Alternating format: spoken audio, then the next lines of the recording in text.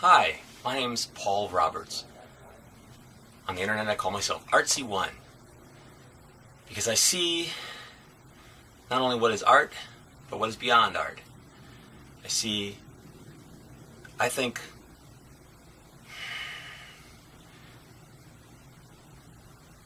I want this to be the best video that I've ever made. Don't know if it will be or not, but I'm going to try. Many people ask me to prove to them that there's a God. I can't probably take on that challenge, but I can take on a challenge similar to it. I can tell you why things are the way they are. I find that a lot of the people that are asking me to prove that there's a God are a little bit angry, and the reason they ask me to prove that there's a God is because they think that anger will be taken away if I prove there's a God, because that's what they're angry about, that they can't prove that. And people are saying that that there is a God, and those people are angry.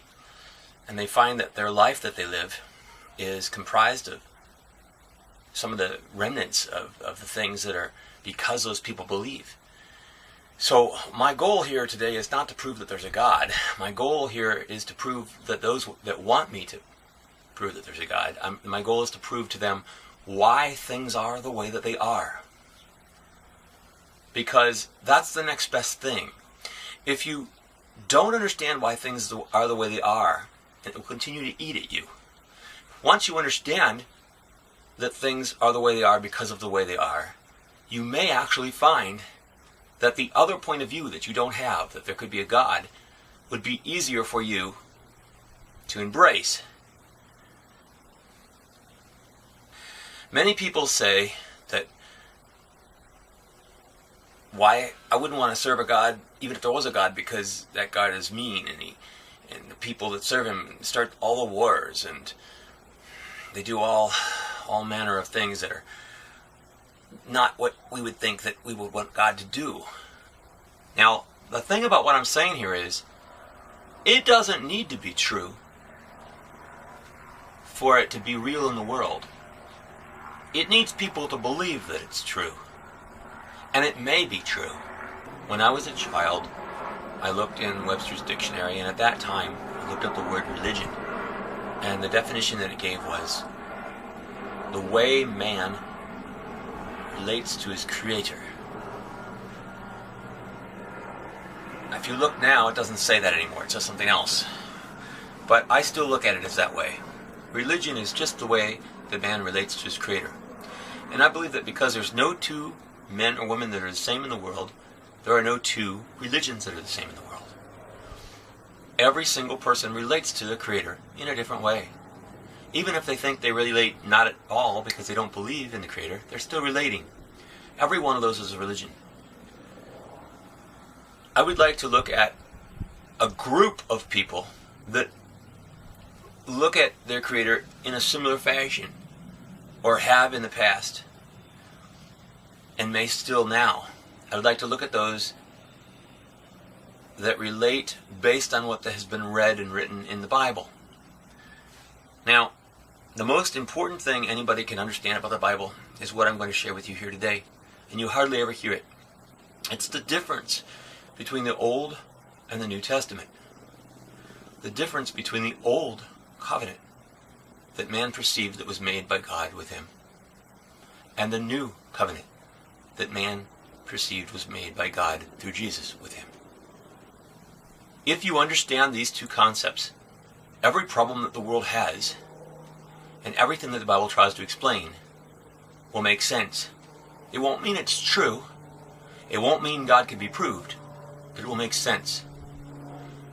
And it won't make sense only if you choose to believe it. It'll make sense anyway, because enough people choose to believe it. And the world's operating this way. The world is operating this way because enough people chose to believe it. And there's enough inherent sense in it that the majority that is in control make it so. And then we have to live with it, for better or for worse. Now, starting from the beginning, poetically, abstractly, but also succinctly, the Bible discusses the creation in man in a way that every person can understand it. That doesn't mean that it has to be just like that. It could be symbolic, it could be longer, shorter, different, but the substance of what it means is there. And that's what's important. All that was good was given and made and brought forth. And then the man and the woman. There was an inherent unacceptance of the man and the woman to accept things the way they were designed, without flaw. And because of that flaw, man and woman and the way that they related to this world somehow were less than was intended. This is the basic story of the beginning. Because of that less than intention, we see that the Creator allowed them to not have things as well as they could be. And life and times go on. Evil was allowed to exist. Evil is simply whatever, according to the Bible, is not conducive to man's well-being, as he was created to be, and at the same time conducive to following with what God's will is, which is for that man to have all that he needs, and to have everything work the way that God intended it. Anything that works against that is evil. Something that we don't like isn't necessarily evil, but it probably comes from evil. If we were intended to like and to feel fulfilled with everything. But we now think that because we can't have everything, and we've stepped back from that, that if we don't like something, it must be because we failed initially. This is one of the reasons why people say that if we don't have something we need, or if something works against us, it's from evil. Because God wanted everything to be for us, and we somehow failed, and so therefore the curse is that it won't all be for us. We'll have to work it. We'll have to make things work here for us. So we went a distance along of time. You could have evolution. You could have whatever you want. It doesn't have to be a certain way, and if someone tells you it has to be a certain way, you already know you're in trouble if you're listening to them. But a certain time went by, according to what's written in the Bible. And one righteous person, one person, we say righteous, means that was found by God to be still living in the way that God intended him to be living. God made a covenant with that man, and through his descendants, he promised to, just through that one man and his descendants, he promised to guide the world and the factors in it, so that the factors would serve that man and all his descendants. And in return for that promise to guide it, all he asked was adherence to this covenant, this old covenant, this Old Testament covenant. And as long as the adherence was there, then all the things that were in the world that were designed to be good originally would fall on that group.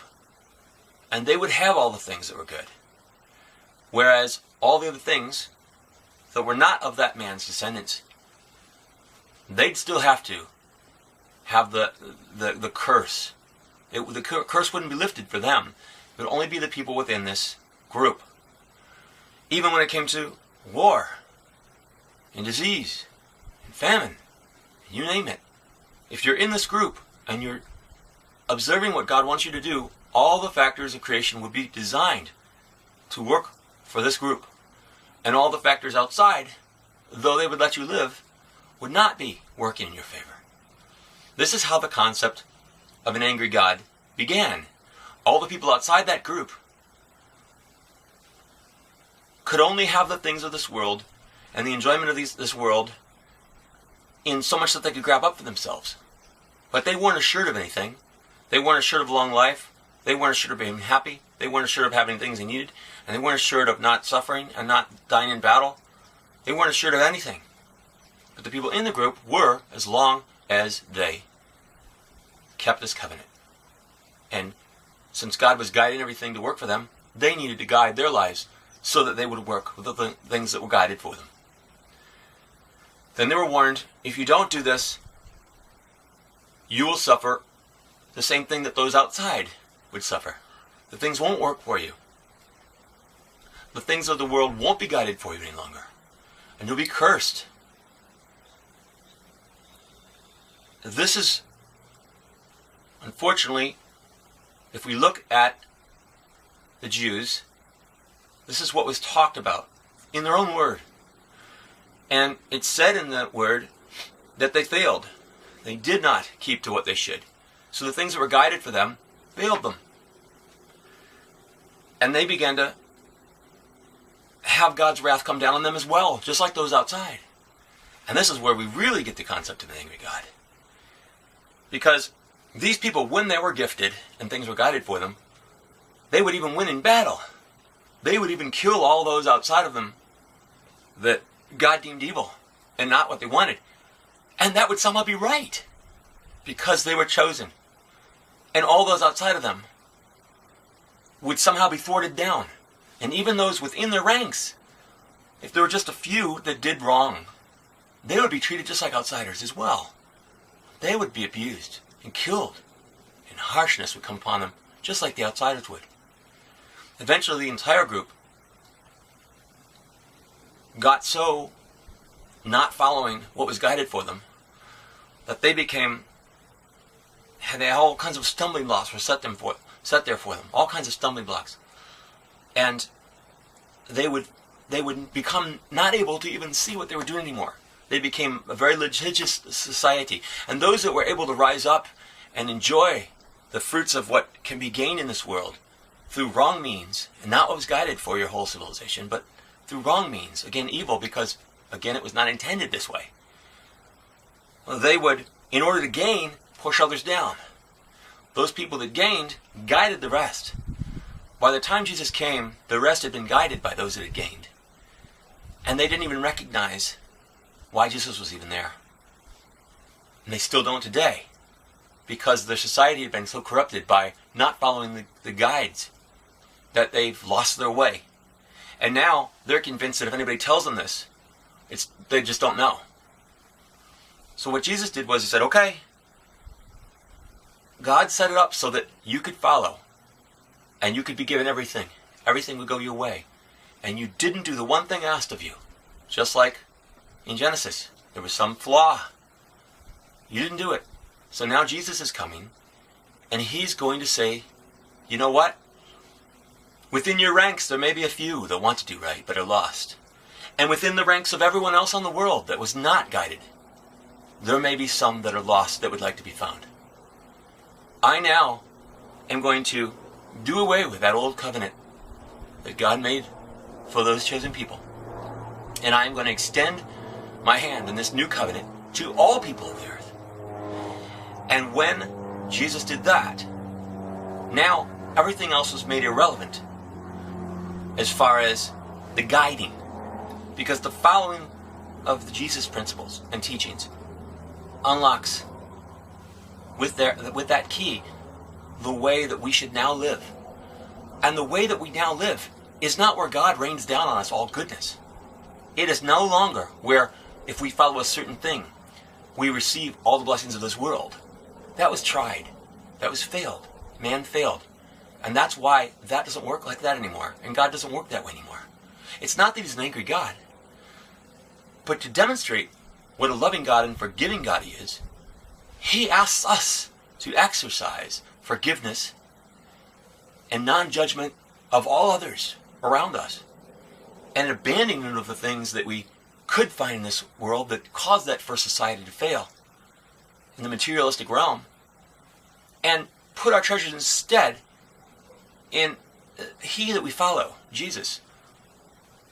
Put our treasures instead in not the things of this world,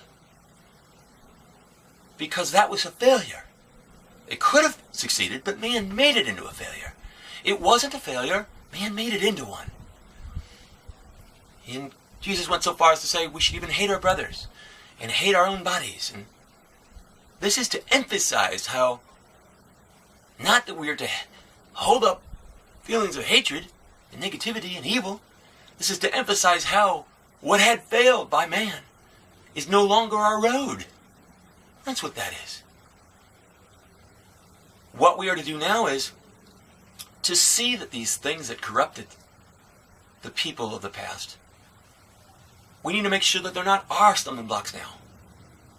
We need to see that longing for these goods and riches in this world is no longer what God is promising to give us. That doesn't mean He's angry and unloving. It means that that way was tried. And that's laid down for you in the Word so that you can see what happened when it was tried and how people failed it. And so now that's not the way.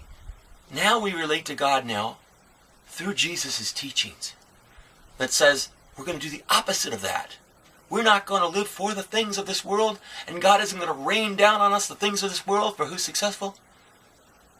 Instead, we're going to love our brothers and ourselves.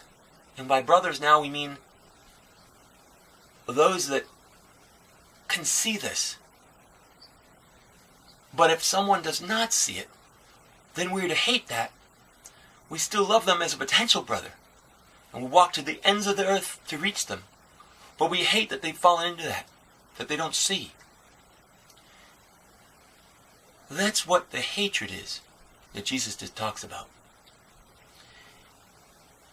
To recognize what could be our failing if we didn't see it is what the hatred is. And now, we will not be given strength in battle and be the light on the hill for other nations. Now we will not be given riches. The only reason we're rich in this country is because it was found just recently and not corrupted yet. The only reason we have done well in battle is because we have so much abundance, we have this huge military. And people love what they have, and they want to push others down. And they want to keep the military up. And they want to put their money there so they can continue to gain what they have. That's not a blessing from God. That's the ways of the world operating in our lives. And a person that can see that can see Jesus' message and see that it's real. Now, this is where we go into proving God. If you see these things, and this is just a square one, I'm going to finish up soon. If you see these things are operating, and you now know where, you can look further in depth. And everything you look at will illustrate and prove what I'm showing you and telling you about is actually happening. Whether or not it was really of God is for you to decide in your heart. I can't see how it was not, but that's just me. These things are real. Where did they come from? You have to decide. But you have to look at them and really understand why they are. And not turn away because you were so angry and you didn't take the time to find out why they are. If you walk down that road, you'll never see. You'll never have the ability to see. That's what this is for, that I took this time for you to see today. That change between the old covenant and the new covenant through the teachings of the living word that Jesus has offered to us.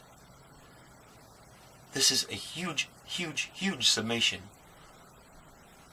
in a small amount of time. But if you see this, and you go to look, you can now see that everything, whether you're looking in the Bible or looking in the world, falls into this. And it's not because Jesus says so. It's not because God says so. It's not because it's written in the Bible. It's not because there even is a God. It's because these things just are. They're a part of our history. They're part of our beliefs or our non-beliefs. And they exist. And this is why they are the way they are. And even people that think they're onto this mostly aren't. But you can take a look at this and you can see that it's real and true. And if you do, everything that you investigate will start to make more sense. And it'll follow and fall right into this. And you just have to ask yourself, is it falling into this because this is the plight of mankind? Is it falling into this because it's coincidence? Is it falling into this because man wants it to? Is it falling into this because I've blindsided myself and I just want to believe this? Is it falling into this because there's really a God? Is it falling into this because we're not on to phase 2 yet? Is it falling on this because I'm so angry I can't look at it right and that's just the way it appears through my anger? Is it falling on this because all the other religions are contributing to things that cause us wars and battles, and then we come in there and hold up our banner and say, look, we're God and everything we do is of God, and so, or the Pope says that too, and says, so everybody else looks at it and says, oh, that's what God wants? Oh, I don't like that. Why? I can't answer why. Every reason in the world is why these things can't be seen for what they are. And every reason in the world is why these things can be seen for what they are. Choice is yours, but to not look or be angry and throw up your hands and say, I don't want it. That's your choice. You owe it to yourself to investigate and know that you're really making a choice.